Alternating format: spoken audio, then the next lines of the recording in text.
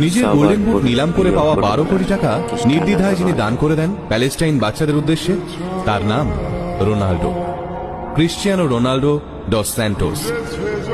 গোল করার পর মাঠে সাইডে গিয়ে তার সেই আইকনিক সিউ সেলিব্রেশন, যা দেখে ফেটে পড়ে দর্শক। আবার এই ক্রিশ্চিয়ানো রোনাল্ডো বিশ্বকাপে ছিটকে যাওয়ার পর কাঁদতে কাঁদতে মাঠ ছাড়েন।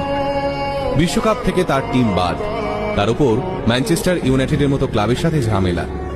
বিশ্বকাপের পর ইউরোপের কোনো ক্লাবে তিনি আর যোগ দেননি। বর্তমানে তিনি পাড়ি দিয়েছেন সৌদি আরবে। বিরাট কোহলি থেকে কিলিয়ান এমবাপ্পে, তাবর তাবর প্লেয়াররা যে মানুষটাকে নিজের আইডল মনে করে, সেই রোনাল্ডোর সঙ্গে এই রকম হওয়ার কথা ছিল না।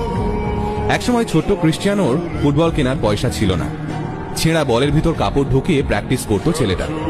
খেলার সময় একটু দৌড়াদৌড়ি করলেই হার্টবিট তরতর করে বেড়ে যেত তার। ডাক্তার বলেছিল ফুটবল খেলা না ছাড়লে হার্ট অ্যাটাক হতে পারে। রাশিয়া পর্তুগালের খেলা খেলতে নামার আগে বছর 20 ছেলেটি জানতে পারে মৃত্যু হয়েছে তার বাবার। ড্রেসিং রুমে কান্নায় ভেঙে পড়েছিল ছেলেটি।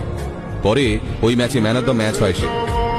একসময় ছেঁড়া জামা পরে স্কুলে যাওয়ার সময় যাকে ব্যঙ্গ সহ্য করতে হয়েছিল, সেই ছেলেই আজ সমগ্র পৃথিবীর প্রিয় খেলোয়াড়।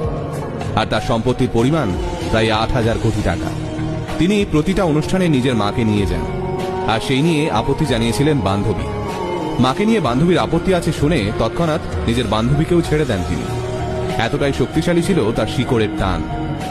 রোনাল্ডোর জন্ম এক গরিব পরিবারে। 2 বেলা দুমুঠো ভাত জোগাড় করতে রোনাল্ডোর বাবা হিমশিম খেত। ভালো জামা কাপড় কিনে দেওয়া তো দূরের কথা, ছেঁড়া জামা পরে স্কুলে যেতে হতো তাকে। বাড়ির আর্থিক অবস্থা খারাপ, বাবা সারাদিন মাতাল হয়ে থাকে।